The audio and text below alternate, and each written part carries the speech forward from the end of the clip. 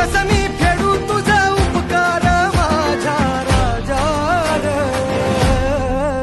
माझ्या मनामंदी ध्यानामंदी शिवबाचं नाव रे.